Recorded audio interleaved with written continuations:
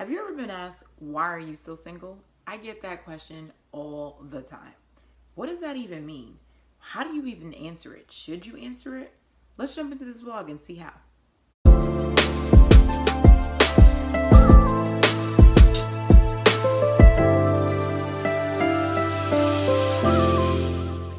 Do you get that question? I get it all the time. I mean, I feel like every other week someone's asking me or sliding in my DMs like, beautiful girl like you, why are you still single? Smart woman like you, why are you still single? Spelman grad like you, why are you still single? And it's just like, I want to sometimes just scream and just say, because it hasn't happened yet. He's not here yet. I haven't met him, so that's why I'm still single. And I think what really irritates me, it's not the question itself, but it's what it implies.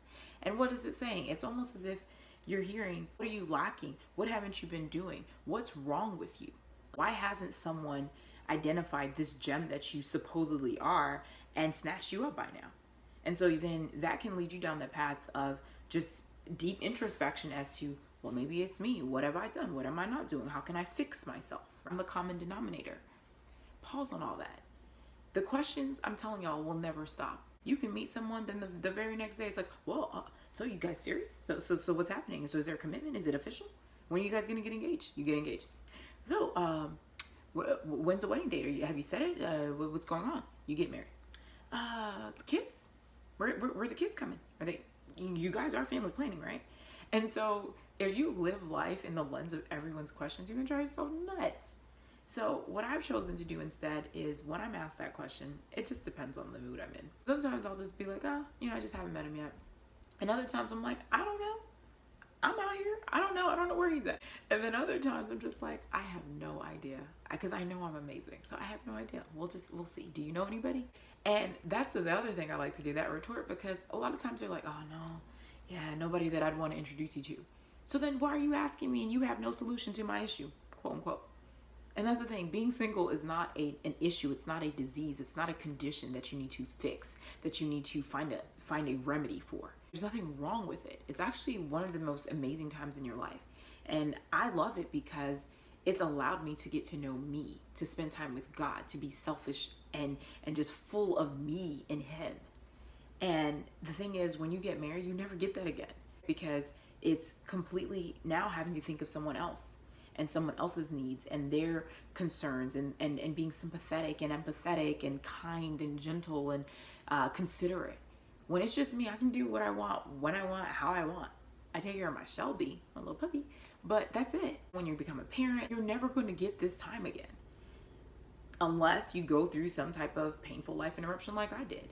And so for me, I value it even the more because before I got married, I didn't really have it. I was so young when I got married that I didn't have that living on my own, doing my own thing. I didn't have that moment. And so now, being blessed with this time, I think there's an airplane passing by. I don't know, they're trying to survey the scene here. But with me, I feel like this is a time that I'm going to cherish and I'm going to savor, and I do not want to waste it. So instead of being in such a rush to get out of the single waiting room into something that you may not be prepared for, or something that it might be too premature, just take your time and chill where you are. And don't feel as if you owe anybody anything. You don't. I say this a lot of times. You don't owe anybody anything. You don't owe anybody any answers, especially if they don't have any solutions, like I mentioned. So why am I still single? Because I am. That's the answer. Because I am. And I do not feel like I'm broken. I do not feel like I am lacking. I feel like I am already whole, and I'm continuing to get to know myself on a different level. And guess what?